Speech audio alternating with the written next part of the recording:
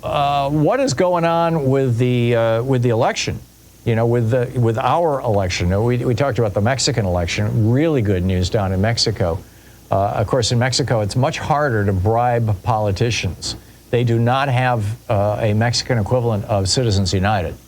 And there are still some laws against bribing politicians that actually get enforced down in Mexico. So their elections in some ways are a little cleaner than ours are. They don't have this huge dark money problem. Or at least to the extent that they do, it's nothing compared to the United States. More than half of the money that was spent in the 2020 election was dark money.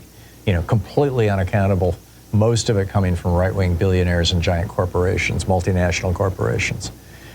So what's going to happen with this election? Well, as a result of Donald Trump being now a convicted felon, convicted of trying to steal, of successfully stealing the 2016 election by keeping from the American people with $280,000 in payoffs, the fact that he had slept with a porn star and a Playboy bunny while his wife was nursing their son.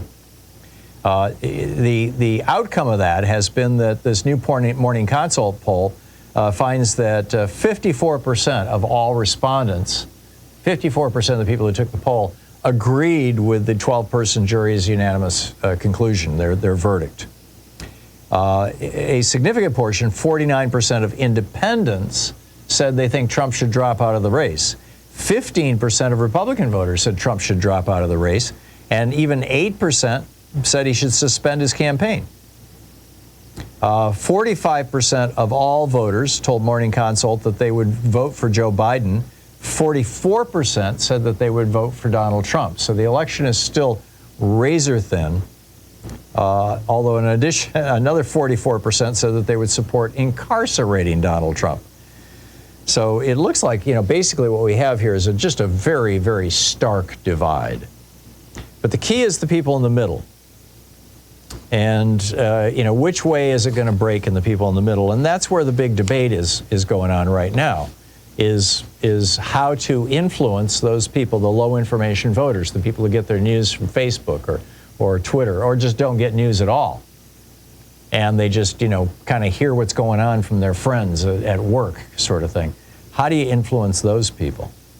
10%, this, you know, also for that. Now, this is from a new Reuters Ipsos poll. 10% of Republican registered voters say that they're less likely to vote for Donald Trump now that he's been conducted. This is a two-day poll that was conducted Friday and Saturday. They also found that 56% of Republican registered voters said the case would have no effect on their vote, and 35% said it would make them more likely to vote. Among independents, though, in this Reuters Ipsos poll, a quarter of them said Trump's conviction made it less likely that they would vote for him, compared to 18% who said more likely. So the net of all this, the bottom line here, is that this conviction, at least so far, now at least so far, has hurt Trump. Now, I'm predicting that it'll have very little actual effect come November. You know, keep in mind, 2 months ago, I believe it was, you'd have to look up the timeline to get the exact amount of time, but a couple of months ago, he was convicted twice by two separate juries. Convicted is not quite the right word legally, because it was in a civil hearing rather than a criminal hearing. Conviction is a criminal phrase. In civil court, it's called held liable and or adjudicated. But, you know, for conversational purposes, Donald Trump was convicted of raping E. Jean Carroll. And he was convicted of it, or held guilty, or, you know, found liable for it twice. And for a while there, for a couple of weeks, the polls were showing, oh yeah, you know, Republican women are saying, oh, you know, guy's a rapist. A jury of his peers found him to be a rapist. We're not going to vote for him. Well, that all went away after a couple of weeks. Nobody's even talking about Trump as a rapist any longer.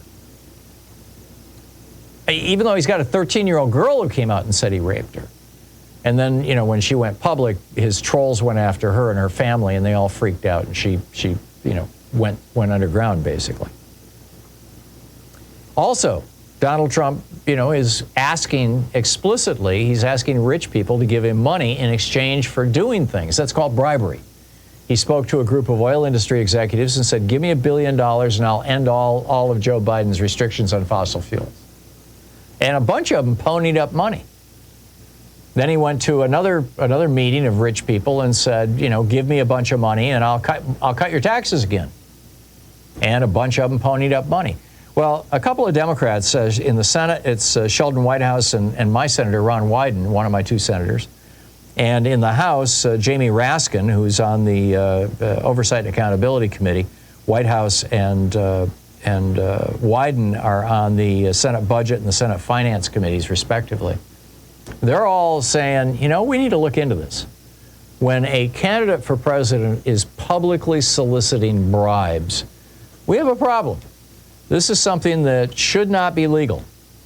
This is something, we all get it that the Supreme Court legalized political corruption and political bribery with Citizens United. But even with Citizens United, you still have to pretend it's not a bribe. You still have to say things like, my position is to end all of Joe Biden's, fossil fuel regulations. And then later in the conversation, you say, and I sure would appreciate your support. You just don't put them together in the same sentence. But Donald Trump came right out and said it. He said, give me $1 billion and I'll blow up these restrictions. I mean, that is as brazen as you can get. That is a man who believes that criminal activity is just fine, even if you're president of the United States or running for president of the United States. It's a big problem. And Trump, of course, has a long history of denying climate change and denying science in general. He said that windmills cause cancer, which is a lie. He said that electric cars are bad for the environment, which is a lie.